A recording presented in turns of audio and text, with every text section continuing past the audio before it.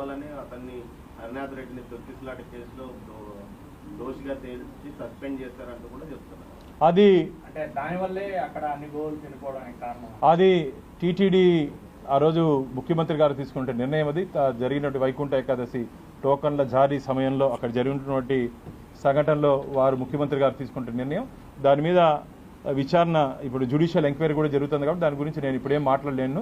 Judicial enquiry వచ్చిన తర్వాత దాంట్లో ఎవరెవరు తప్పు చేస్తారో, తప్పు చేయని వాళ్ళు మళ్ళీ డ్యూటీలోకి వస్తారు, ఇంకా తప్పించుకున్న వాళ్ళు సస్పెండ్ కూడా అవుతారు. మీ కూటమి ప్రభుత్వము గోశాల డైరెక్టర్ను, జేఈఓను, సిబిఎన్ఎస్ ఈ స్థాయిలో అధికారులు కూడా నియమించలేని అధ్వాన స్థితిలో ఉంది. టీటీడీ పరిపాలన అంతా కుంటుపడుతున్నట్టు కూడా విమర్శ. అంటే మీకు అధికారులే లేరా మీకు నియమించుకోవడానికి?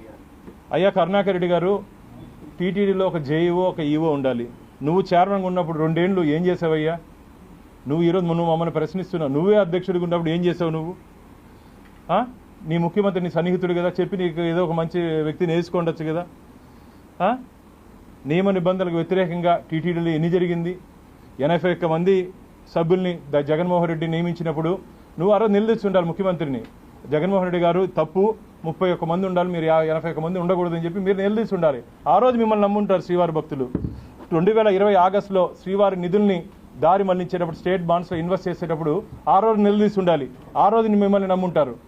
టీటీడీ నిధుల్ని దాదాపు ఎన్నికల సమయంలో నియమ నిబంధనలకు వ్యతిరేకంగా దాదాపు ఎన్నికల సంవత్సరంలో నువ్వు సొంతంగా నిర్ణయం తీసుకొని దాదాపు 1200 నుంచి 1500 కోట్ల రూపాయలు దారి మళ్లించడం రోడ్లు నిర్మాణాల పేరుతో, అలాగే గోవిందరాజ సత్రాలు పునర్నిర్మించాలని చెప్పి దానికి దాదాపు 34 సంవత్సరాలు ఇంకా లైఫ్ ఉన్నప్పటికీ దాని మీద నిధులు ఖర్చు పెట్టడం ఇవన్నీ సమంజసమా? గురిగింజే సామెత మాకు దయచేసి మీరు చెప్పాల్సిన అవసరం లేదు. మీరు చెప్పినట్టు కొన్ని అనివార్య కారణాల వల్ల ఒకవేళ నియామకాలు ఆలస్యం అవుతుంది, కానీ మీ మేరగా 2-3 సంవత్సరాలు ఒకే అధికారికి పెత్తనం ఇచ్చి మేము ముందుకు చేసుకుపోయే ప్రభుత్వం మాది కాదు. ఇంకోటి అన్నారు ఆయన పవన స్వామి అంట. ఏం కరుణాకర్ స్వామి మీకు ఎందుకు పవన స్వామిని ఇట్లా మీకు నిద్రలో కూడా పవన్ కళ్యాణ్ గారే గుర్తొచ్చిందంటున్నారు మీకు? ఎందుకు స్వామి కరుణాకర్ స్వామి మీకు?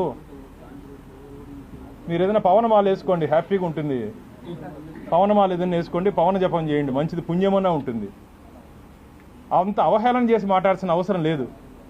అంత అవహేళన చేసి మాట్లాడాల్సిన అవసరం లేదు నేను భావిస్తున్నా. ఎందుకంటే వారు ఏదో సనాతన ధర్మం కోసం చెప్పారు పవన్ కళ్యాణ్ గారు, దానికోసం అంకిత భావంతో వారు చేస్తున్నారు. త్రికరణ శుద్ధితో పవన్ కళ్యాణ్ గారు చేస్తున్నారని చెప్పి మేము నమ్ముతున్నాం. కేవలం ఓటు బ్యాంకు రాజకీయాల కోసం మీరు చేశారని చెప్పి ప్రజలు భావించి మిమ్మల్ని తిరుపతిలో దాదాపు 63,000 ఓట్ల 63,850 ఓట్ల దీంతో మిమ్మల్ని ఓడించారు. అది దయచేసి గుర్తుపెట్టుకోండి కరుణాకర్ రెడ్డి గారు అని చెప్పి మీ ద్వారా నేను తెలియజేసుకుంటాను.